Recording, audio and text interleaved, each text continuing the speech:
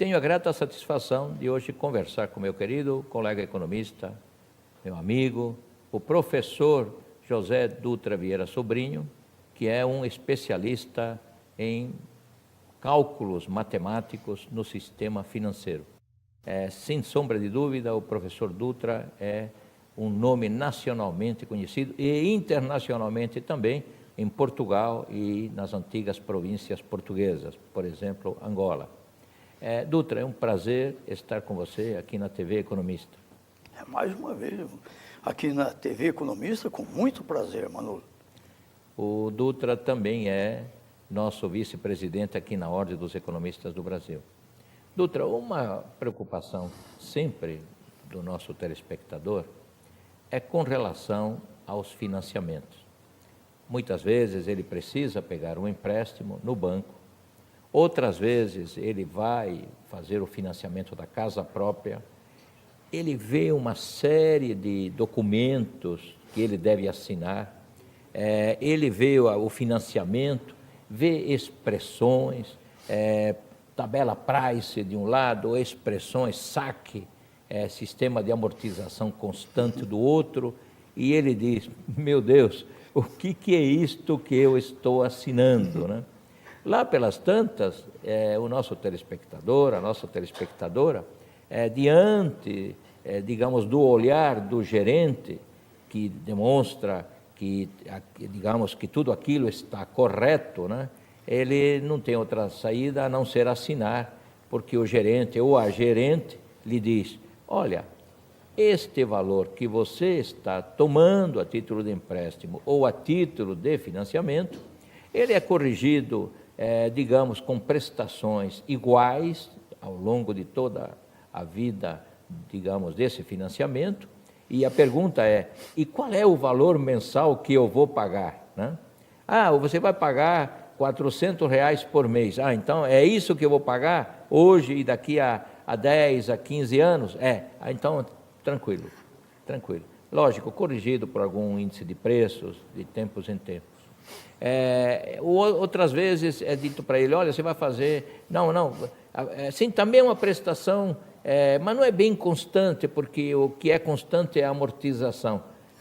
Dutra, eu confesso que não sou dessa área e ficaria muito confuso também, igual tenho certeza está nosso telespectador, com relação às formas, aos métodos utilizados pelo sistema financeiro, quer da habitação, quer o sistema bancário, quando ele dá empréstimos ou financiamentos. Então, ajuda para o nosso telespectador, nossa telespectadora, porque o nosso colega economista ele já tem uma boa visão sobre o assunto. Mas não é só o cidadão comum que tem dificuldade com relação a isso. Eu dou aula há muitos anos, há quase 40 anos, em todas as classes eu me defronto com esse problema. Quer dizer, as pessoas, de um modo geral, têm muita dificuldade com relação aos chamados sistemas de amortização, e o conhecimento que se tem desse assunto, embora simples, é extremamente limitado. Você vê, o que é, na verdade, um sistema de amortização? É um plano de liquidação de uma dívida, de um empréstimo ou um financiamento. Olha, de quantas maneiras nós podemos liquidar um empréstimo ou um financiamento? Infinitas maneiras, com prestações iguais, crescentes, decrescentes, crescente em PG, decrescente em PG, crescente em PA, decrescente em PA. Só para o nosso telespectador saber, PG é progressão geométrica, PA é progressão aritmética. A progressão aritmética é mais popular, a PG já é algo mais, assim, difícil de ser entendido, porque envolve cálculo exponencial. Muito bem. Agora, o que importa é o seguinte, de quantas maneiras você pode liquidar um empréstimo ou financiamento? Infinitas maneiras, só que tem um detalhe. Tem duas maneiras que são as mais populares no mundo. Um sistema de prestações iguais e um sistema em que as amortizações são iguais. Bom, qual é a diferença? Sistema de prestações iguais. Você paga da primeira até a última, prestações absolutamente iguais. Exemplo, você vai nas Casas Bahia, Loja 100, Magazine Luiza e compra um bem qualquer, um eletrodoméstico, você vai liquidar em 15, 20 prestações iguais, por exemplo, de R$ 120,30. Você vai pagar prestações iguais. Agora, e o sistema de amortizações iguais? Esse é um pouco diferente.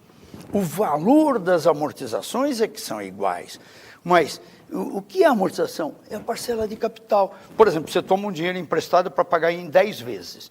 Qual é o valor da amortização constante? Imaginando um empréstimo no valor de 10 mil, divide por 10, vai dar R$ 1.000 por mês. Todo mês você amortiza 1.000. Da primeira à última. Só que tem um detalhe. Todo mês você tem que pagar também o valor dos juros. Vamos imaginar que o juro seja de 5% ao mês.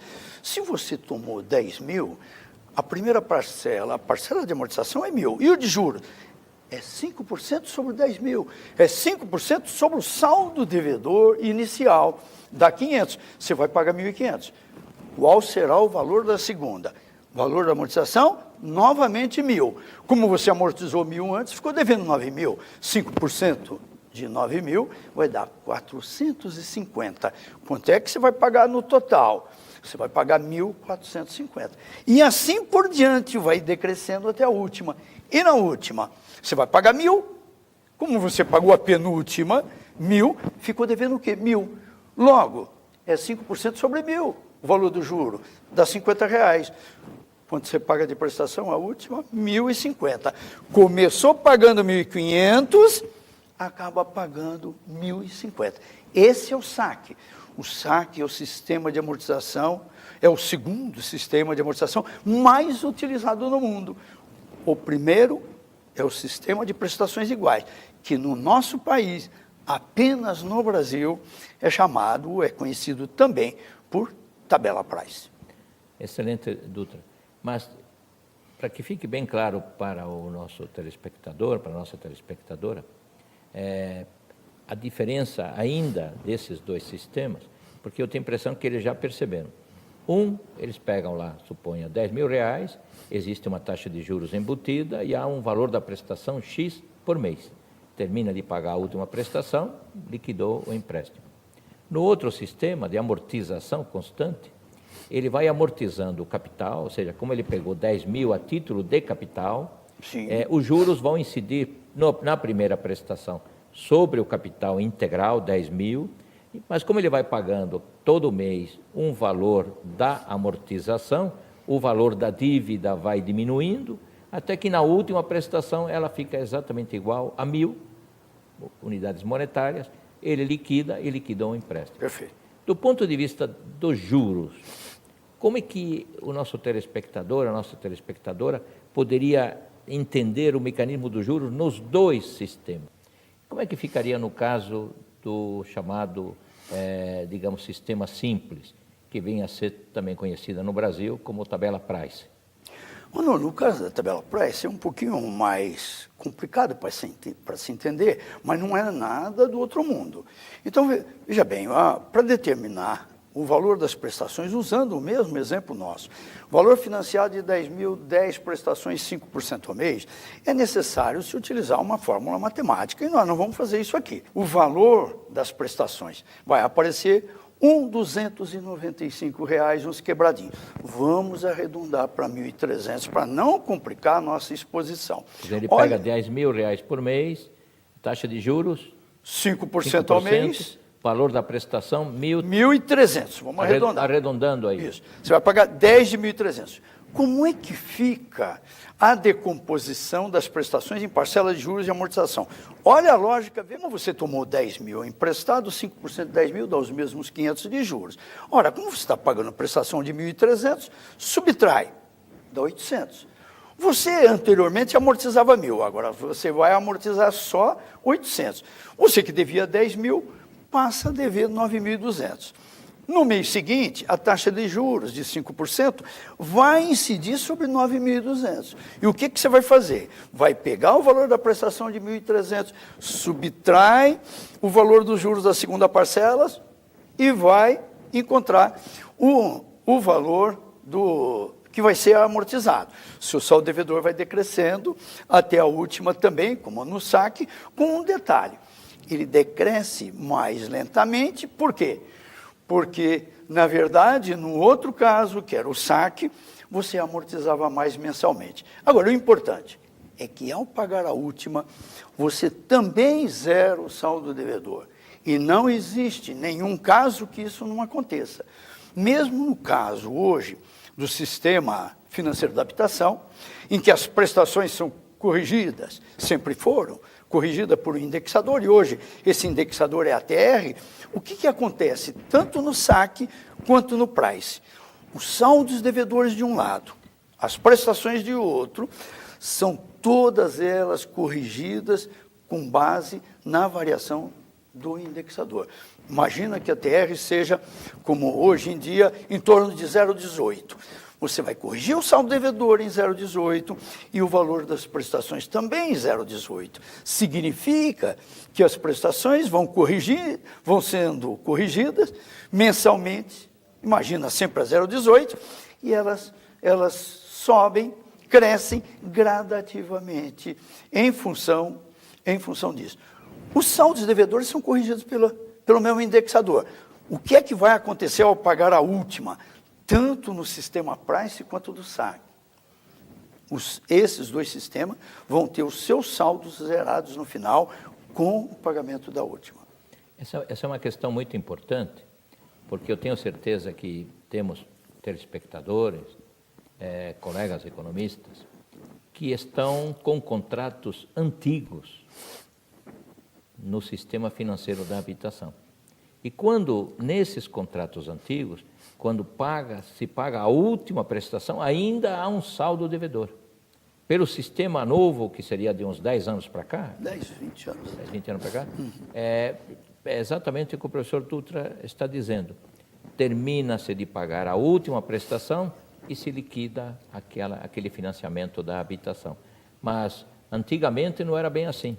Era necessário entrar na justiça para que o juiz determinasse a um perito judicial que ele fizesse um recálculo dos valores, porque houve questões muito importantes no plano Collor com relação à caderneta de poupança, que seria o reajuste daquele determinado mês, se seria ou não aplicável ao sistema financeiro da habitação. Mas, Dutra, uma curiosidade que o nosso telespectador e a nossa telespectadora tem, que eu também tenho. Estamos falando basicamente de dois sistemas largamente utilizados junto aos bancos, no sistema financeiro bancário e da habitação. O sistema de amortização constante, tabela price. Como é que surge a ideia da tabela price? Porque parece que a palavra tabela price é coisa nossa, né? Coisa de Brasil, né? Mano, somente no Brasil nós usamos esse nome, tabela price. No Brasil também é conhecido por sistema francês de amortização, mas em vários outros países do mundo também é conhecido por sistema francês de amortização, mas não por price. E no Brasil, tabela price virou uma coisa ruim. Quer dizer, falou em sistema price ou tabela price, a impressão que se tem é que o cara nunca mais vai zerar o saldo, o que não é verdade. Agora, aquilo que se falou no início do sistema financeiro da habitação, acho que os primeiros contratos surgiram por volta de 1965, o que se usava era um sistema de prestações iguais que a gente dizia price. Então, por uma questão relacionada com os critérios de correção dos saldos devedores das prestações, olha o que aconteceria fatalmente. As prestações eram corrigidas anualmente pelo plano de equivalência salarial. Vamos pegar o plano mais conhecido na época, o plano de equivalência salarial. E do outro lado, os saldos devedores eram corrigidos inicialmente pela variação da UPC, é um negócio, unidade padrão de capital. Depois passou a ser mensal. Vamos imaginar mensal, porque facilita o raciocínio. Então, olha só, de um lado, prestações corrigidas anualmente pela variação dos salários. E do lado do saldo devedor, as prestações corrigidas mensalmente pela inflação do período mensal. O que acontecia? Os saldos devedores cresciam numa velocidade muito maior, porque era corrigido mensalmente. E do outro lado, as prestações anualmente. Resultado, ao pagar a última, fatalmente o mutuário ficaria devendo um saldo Para contornar isso, o que é que os técnicos do BNH, o antigo BNH, Banco Nacional da Habitação, o que eles fizeram? Criaram um coeficiente chamado coeficiente de equiparação salarial. Através desse coeficiente, você logo de início aumentava o valor das prestações, um aumento tal que, no final, ao pagar a última prestação, a expectativa era que zerasse o saldo. É claro que isso, no começo, o que aconteceu? Aconteceram casos, Manolo, que o cidadão, antes de pagar a última, ele zerava o saldo, não precisaria pagar mais. Aconteceu pouco isso? Aconteceu pouco, mas aconteceu. Mas, na maioria dos casos, furou. Mesmo com coeficiente de equiparação e tudo, ele, ao pagar a última, deixava um saldo devedor. E o detalhe, esse saldo devedor não era de responsabilidade dele. Como ele contribuía para o tal de fundo de compensação de variações salariais, esse saldo devedor ficaria por conta desse fundo, que era o FCVS. Só que esse fundo acabou falindo. Como acabou falindo, o que aconteceu?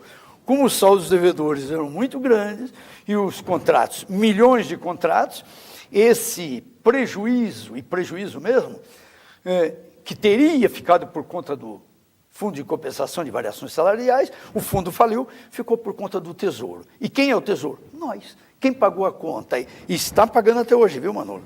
Todos nós estamos pagando essa conta. Agora, importante, principalmente a partir de 1987 e posteriormente, as coisas foram evoluindo de tal forma que dá para afirmar categoricamente que os contratos fechados, pelo menos a partir do plano, vamos falar do plano real, não existe mais essa história de saldo devedor. Todos os saldos, ao pagar a última, imaginando que o cidadão pagou tudo direitinho, vai zerar o saldo devedor. Não existe mais esse negócio de resíduo. Então você pode fazer um bom financiamento da sua casa própria, tomando os devidos cuidados com relação a esse sistema de amortização, mas, pelo que o nosso querido professor Dutra está dizendo, ao final, você pagou a última prestação, não tem mais nada que pagar. E acabou aparecendo um outro sistema, que na verdade talvez não seja um novo, mas tem um nome muito pomposo aí, de sistema Gauss. Todos os engenheiros, os economistas, os estatísticos, conhecem bem a curva de Gauss, que é a curva da distribuição normal de probabilidades, né?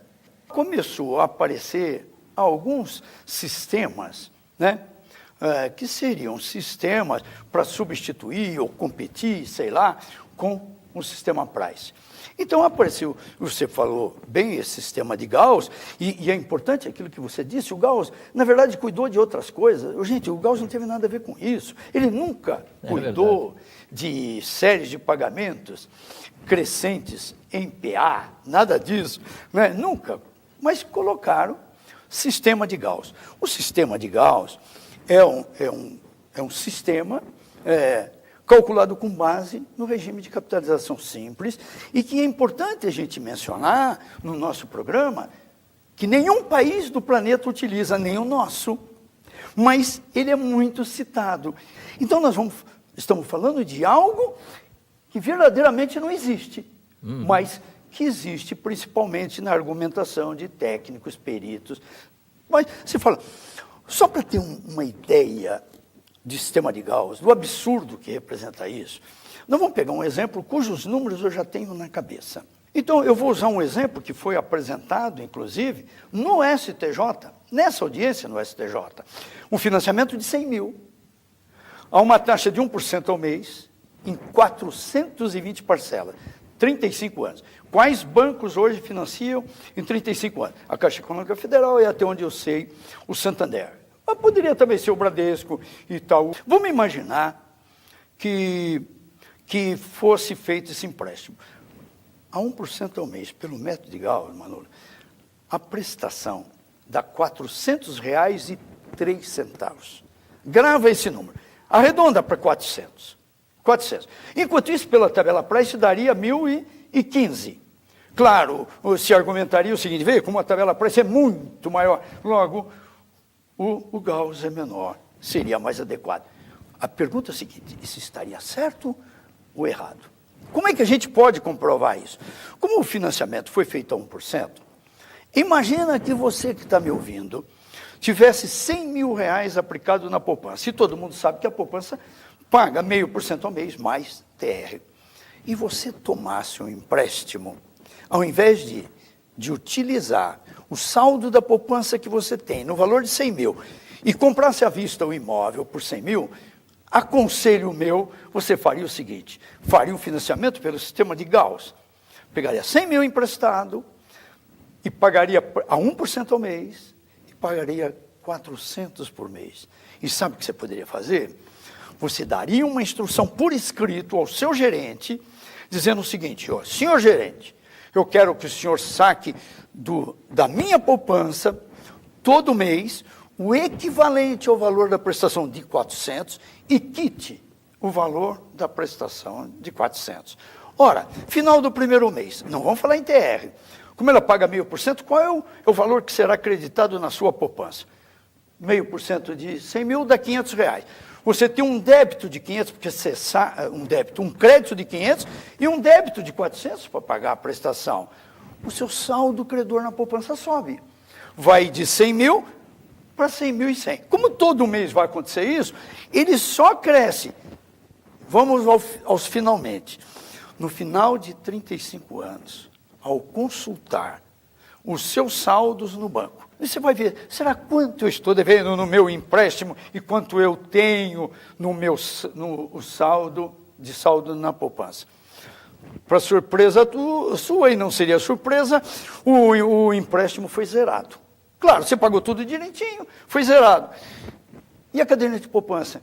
Me apresenta um saldo superior a 232 mil. Olha só, você fez uma poupança sem desembolsar um único tostão. Manolo, isso é o seria um enriquecimento sem causa. Não é pior que isso. É você ignorar a aritmética.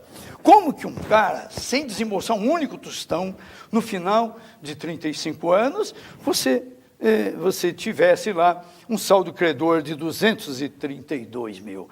Isso não existe, Manolo. Isso é simples. Não tem nenhum segredo para se comprovar isso. E é esse o sistema que defende um sistema de Gauss, que se tem a coragem de apresentar perante os ministros do STJ, a nossa Corte Maior, a segunda Corte Maior, primeiro Supremo, depois o STJ, perante 10, 11, 12 ministros. Nós precisamos ter coragem para fazer isso, Manolo. Esse pessoal tem que ter. A impressão que dá é que a falta de conhecimento que eles têm os leva a esta conclusão tão errônea daquilo que vem a ser algo extremamente simples, que é o sistema conhecido mundialmente como o sistema de pagamentos constantes. E duas considerações, né, finais aí é o seguinte: essas questões não são complicadas. Com um pouquinho de esforço, eu acho que se poderia entender perfeitamente isso. E as provas, digamos, concretas de que isso que se propõe, critérios outros, representa um absurdo, é muito fácil de ser comprovado, Manolo. Inclusive, historicamente, mostrar o que é a tabela Price para ver quantos tabus nós temos, tabus que existem. E outra, são entendimentos outros que contrariam a história, que contrariam a ciência, que contrariam o bom senso, a lógica, a racionalidade. Nós precisamos acabar com isso. Doutora, infelizmente, o tempo se exaure rapidamente. Só tenho que agradecer a tua presença aqui na TV Economista, que é um programa da Ordem dos Economistas do Brasil. Obrigado. Manolo, eu que agradeço a oportunidade, mais uma vez, de estar aqui com vocês e falando sobre um tema tão relevante como esse. É verdade. E a você, meu caro economista, meu caro telespectador, telespectadora, até a próxima oportunidade.